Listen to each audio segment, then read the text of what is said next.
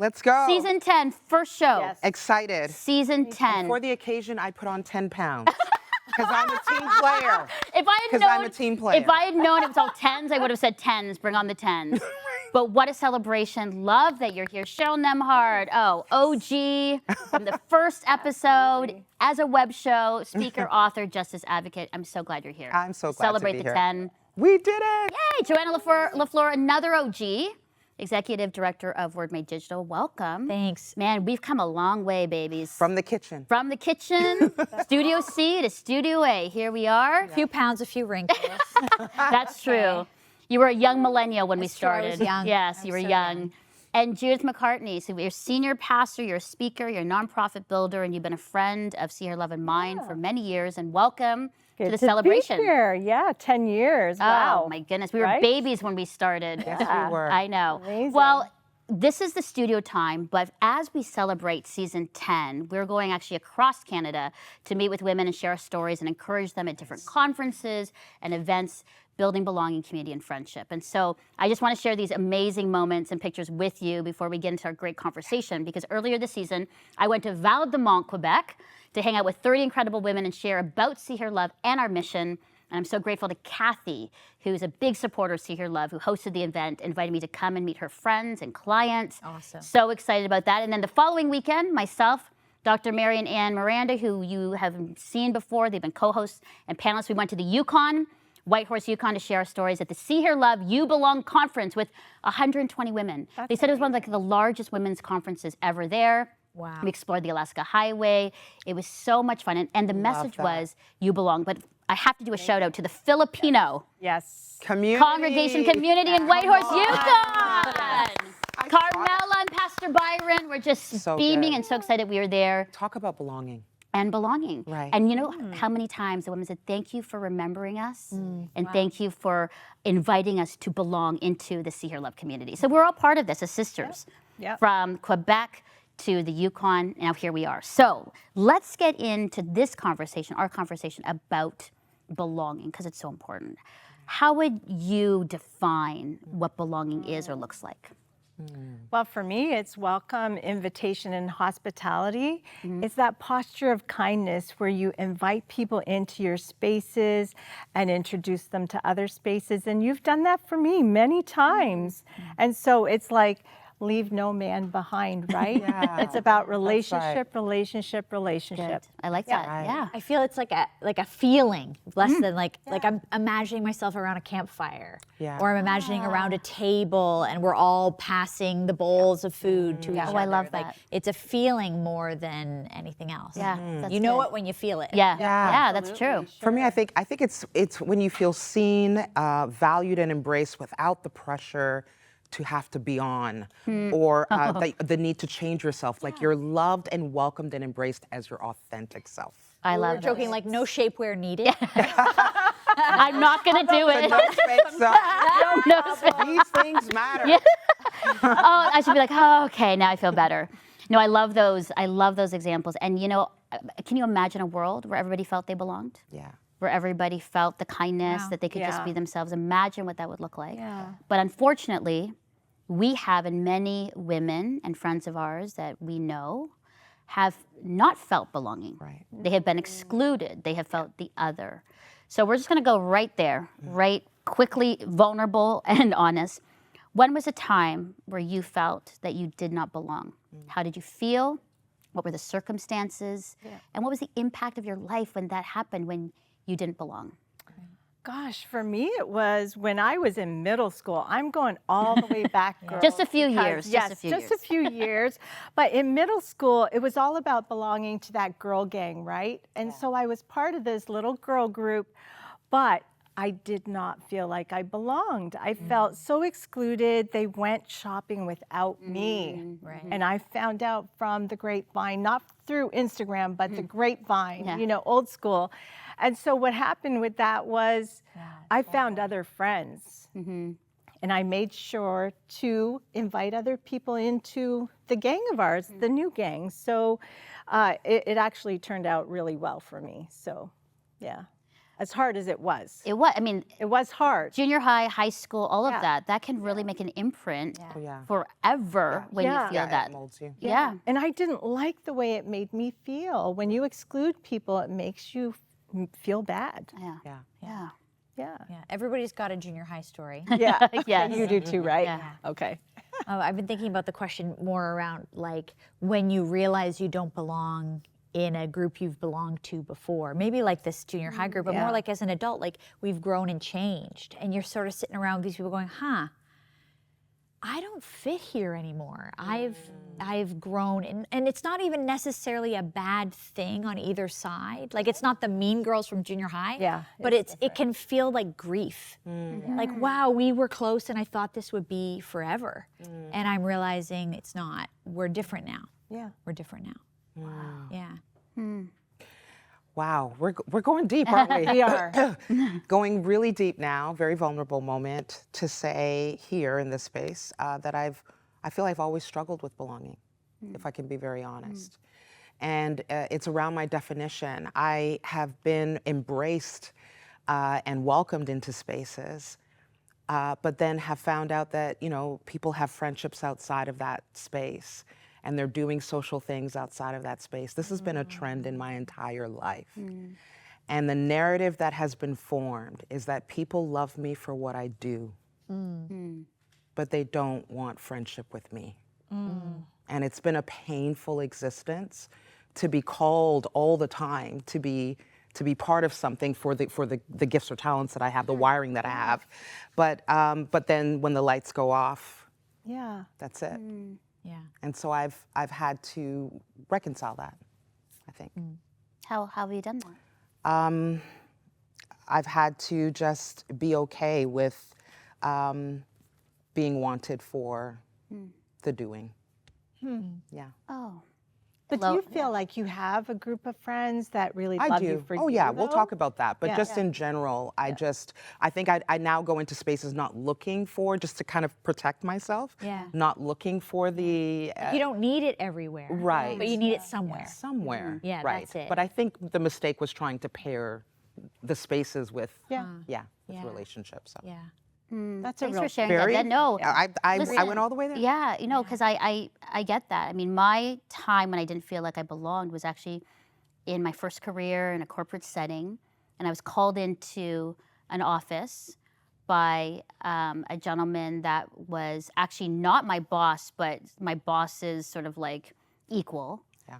And him saying to me, "I just want to let you know, you laugh too loud. It's offensive in the organization. You laugh too loud, and you're not corporate. Second, we don't like how you dress, wearing fur vests and leather pants." And think about this: I was in my mid-20s, working, with young people, and so he commented on my laugh, which is a part of me, and then commented on my clothing. And we're not talking that it was inappropriate clothing; it was just the way that I expressed myself. I loved fashion and design. Well, what that felt like in a corporate is that I didn't belong there. I didn't belong in the place that I actually thought I was called to by God to serve.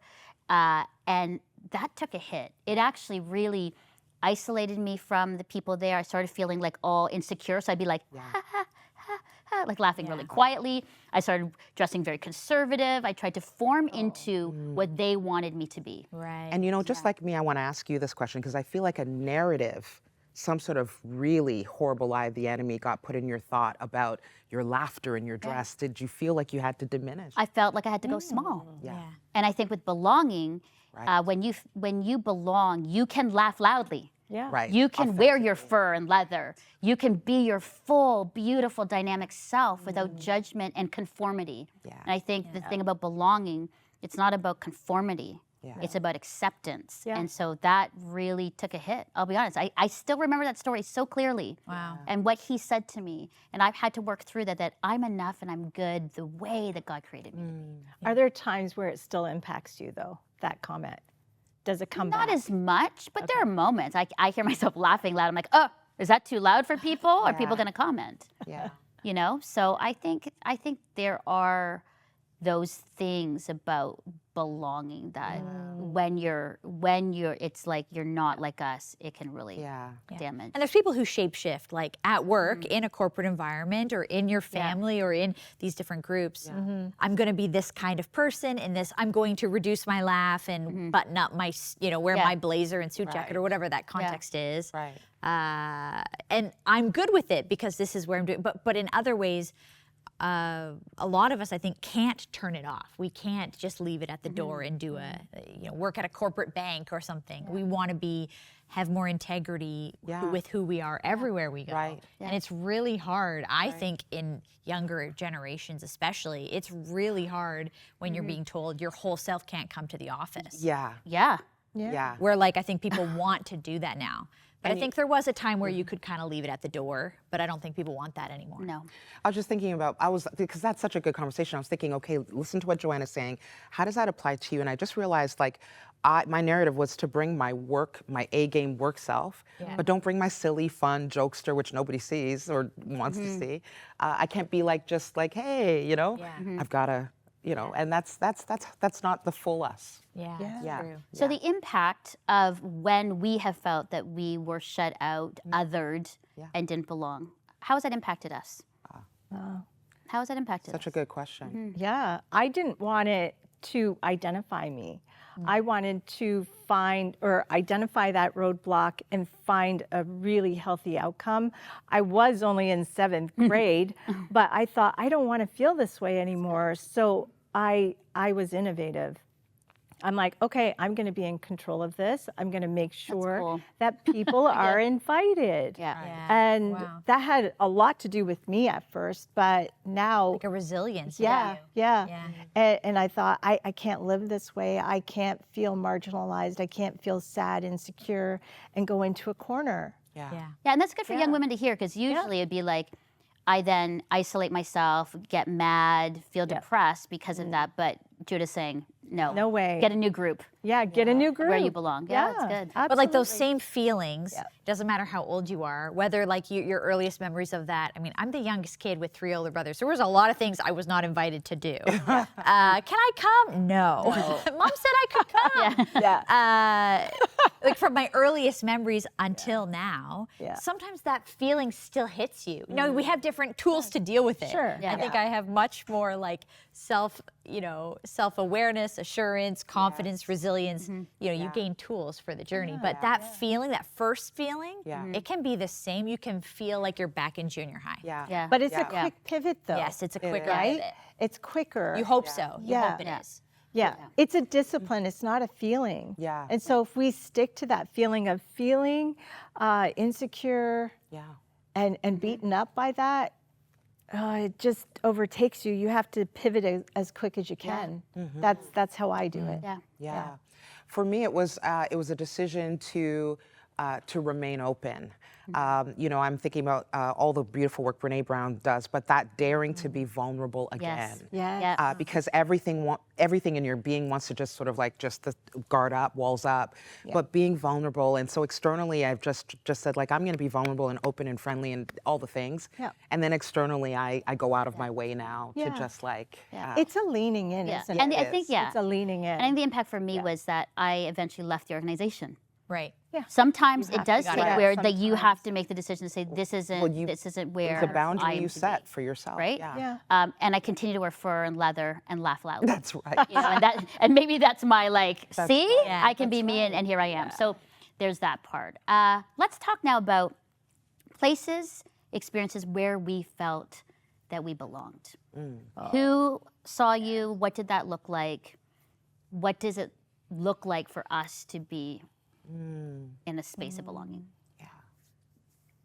Okay, I'll go first. I work in mainly a male-dominated landscape, and so that was and continues to be hard, but there were 2 males in my life that really catapulted me into belonging. Amazing. One was Dr. Paul Magnus. Thank you, Dr. Paul. He just said, you belong here. in the master's course. So now, what am I doing? A doctoral course, right? Good for you. Yeah. And I felt insecure. I tried to find so many reasons why I didn't want to go to that class on the first day, but he just kept prodding and, wanting me to do it. And also, Brian Bauman, he's the first male that said, "You are a pastor." So, yeah, I So belonged. men affirming you, your gifting and Absolutely. speaking Yeah. it out. That's Isn't that amazing? Yeah, Yeah. that's good. Yeah. Yeah. What strikes me about it is when I think of all those moments in my own life, it's someone with authority or power Yes. in the room who had to say it. Or said to say it or demonstrate it. It was the person with the most power in the room that makes you feel like you belong in the room. Like I think of a boss who said to me, like, "You've been here a few months, like you really fit our culture." Beautiful. Amazing. Like, I do. What I thought I did, but I needed to hear hear it from that. that voice. Good. Like I can feel it in myself and hope that others see it too. Yeah. But that voice mattered. Yeah. And in that sense, for better and for worse, those male authority voices in that case mattered to you. It did. Well, maybe it wasn't mattered. that they were men, but it mattered that level of authority they Yeah. had. They had power. You don't realize the power you have to help others belong. Yeah, no, Like it's if you're good. the powerful voice in the They room. did it for Yeah. me. They did. Yeah, for me it was. I think my life has really revolved around like strong women, and so there were some beautiful women in my life who created spaces of belonging, allowed me to be my authentic self. I got to shout out a friend here of this sort of family, Okay. Cheryl Weber. We all know her Nice. and love her. I remember when I first met her, she said to me, "Cheryl, I need you to roar. You're not roaring. And I know that you're meant to be a lioness, sorry. And so people that just see you that actually do the opposite, that would be like, I love your laugh. Like that encourage you to be your full self. That also helps with belonging. It does. Yeah, I would say the same thing. I'm listening. I'm like, I have so many people in my life who saw me Exactly. and then advocated for me, amplified my Yeah, and voice, called out the and called gift. it out. So when Yeah. it was like, in a church setting where I wasn't allowed to speak, preach, and lead, I left and went to a church where they were like, yes, That's right. we affirm, go and speak, we've got you, Right. you can be on the board. And over and over and over again, it's been people who have said, and at some great risk, Right. who said, nope, it's actually greater to see what God has on your life for us to call it out than be where man Right. and women have said, no, we want to follow what God is Right. doing. And that's been in a lot of like areas of my life, mentors, organizations, and women too.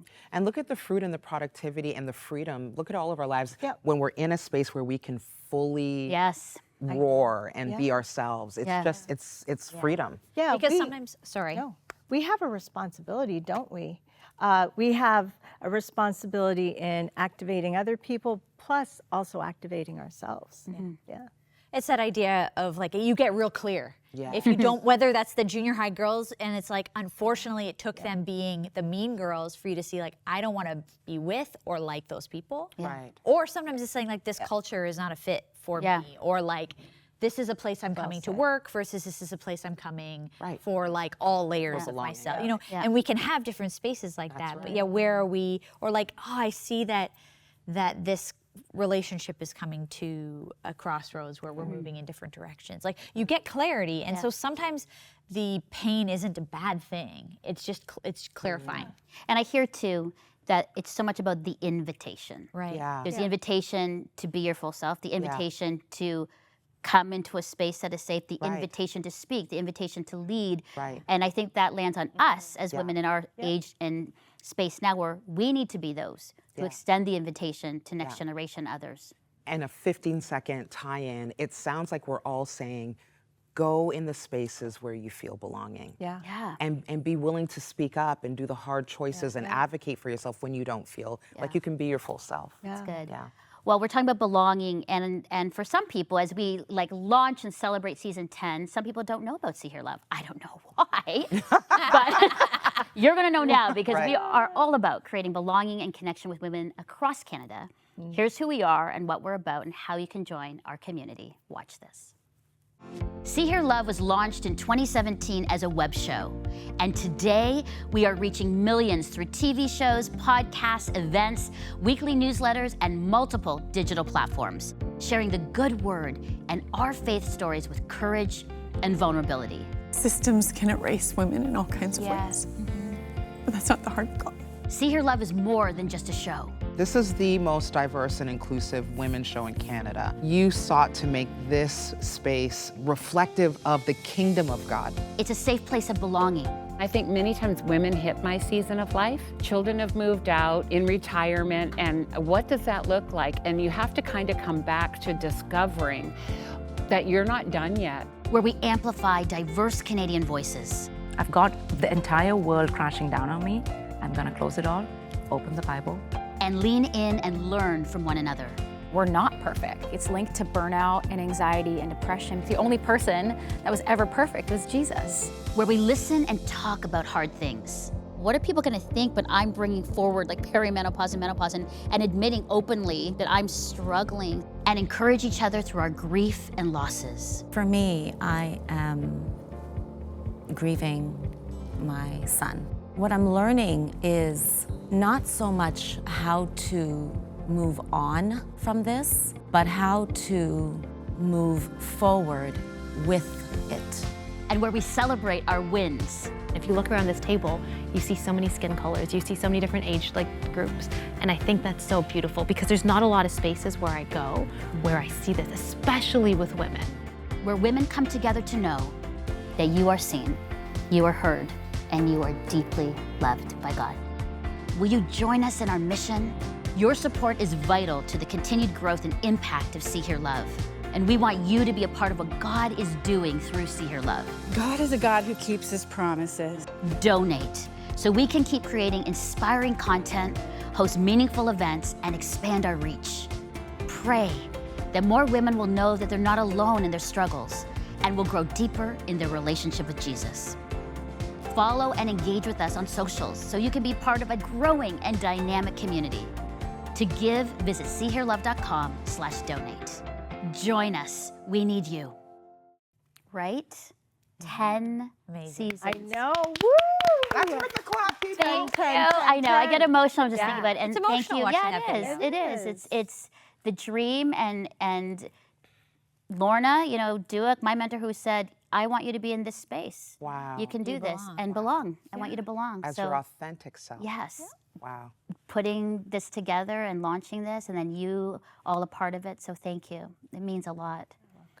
On that, belonging. So we know how hard it is when you are othered, and then we know how amazing it is when we are accepted and belong and invited. Where are you creating spaces of belonging in your own life so that we can learn and say, hey, that's great. Maybe I can do the same thing. I think in light of our conversation, because of that woundedness and that feeling to shrink and all the ways we dim down when we don't feel fully valued in our authentic selves, I'm really excited that, my love affair of late has been a beautiful organization called Women Speakers Collective, and it's where we're gathering female communicators, leaders, teachers, speakers, anyone that uses their voice who has felt silenced or dimmed or contained or has had to defend even the call to speak. It's a beautiful place where we say, hey, you could sit with us, with your authentic self. We can make mistakes, we can learn together, and we champion each other, like legitimately cheer each other on, and I love that. I love that we can do that. Glad that you're in that. Yeah, I'm glad that you're doing that. Yeah. I'm really glad, Cheryl. How about you, Joe? Different direction. Oh, do share. Okay. I do a night. I host something called the Nosy Neighbors Nights, which Stop. nosy neighbors, Yes, amazing. exactly what it sounds like. Recognizing in this tall condo tower that I live in, a lot of us live in similar, the design of the place is different, but we've all done something different with that little box. So we're nosy. We want to know, what that's do you where it do comes with from. yours? Okay. And so each condo is assigned, they need to just want a simple one drink, one little snack or bite. So it's not a big spread you have to do. And we're going to go from place to place over the course of a few hours. And it keeps the conversation going too, because you're moving from place to place if you don't really know each other well. It gives you an activity. And we have had so much fun with these in my building. belonging. We stay longer, like hours longer than we expect to stay. And we've done that a few times through different seasons of the year and different groupings. And it has absolutely made the building feel more homey, more like Connected, belonging, more more connected. And like how many people in condos in Toronto or in cities around the world are so isolated? Right. Yeah.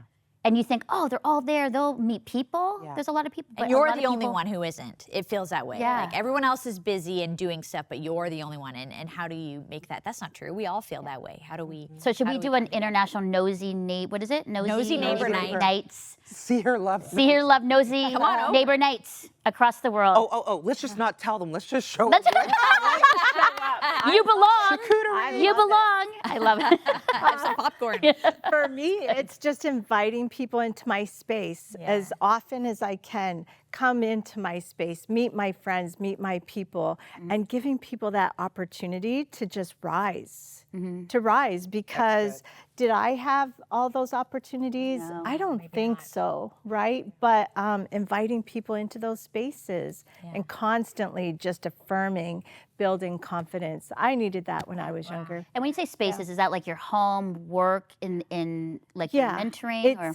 It's everything. Okay. But within reason, of course. There are some times where I just need my boundaries, my own space. So I need to protect that, obviously. But in those spaces that are curated for other people, come on in. Cool. Yeah, that's so good. Come on in. I love it. It's invitation, safe What about spaces, you? and thanks. See her love. I think from the very beginning of like when I was called out and invited, that was sort of the heart and foundation of See Her Love. So let's create a space where women can come, share their stories, connect with people. I love when we're in the green room and you're all like, I love it. me too. Like that's actually my favorite. We should be recording those moments of connection and belonging in a green room. But that's really like the heart of See Her Love is belonging. So it makes sense to say like you belong and you know, you're a part of this community to share. Did you know it was going to become this sort of flourishing, beautiful community? No, I honestly did. When we started 10 seasons ago, we were sitting in Studio C as a web show. I honestly had no idea where God was going to take this. I really didn't. I thought it's a web show. We'll see how it goes, you know, with our like, you know, cords coming down and tablecloths and no makeup artists, nothing, right? Remember those days? And we were going either 28 minutes or 48 minutes, and we had no idea. But it's because people belong or feel that they belong that it's begun to grow or flourish. Wow. Yeah. Thanks for setting that standard, though. Of 10 authentic belonging. I know, love 10 it. seasons. Well, thank you, Cheryl, Joanna, and Judith for today, for this show, for this conversation.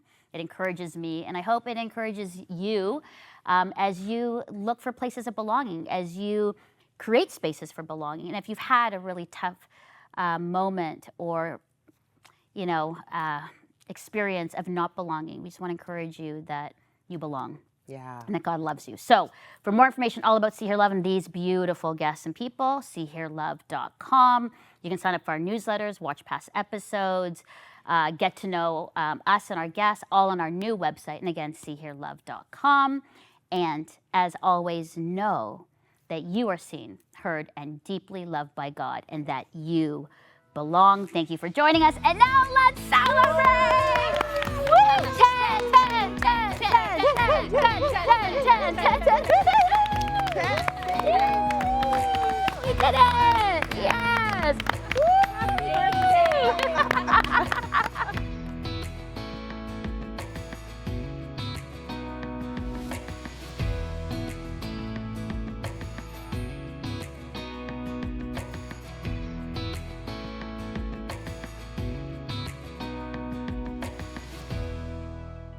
See Here Love thanks our partners who make this show possible.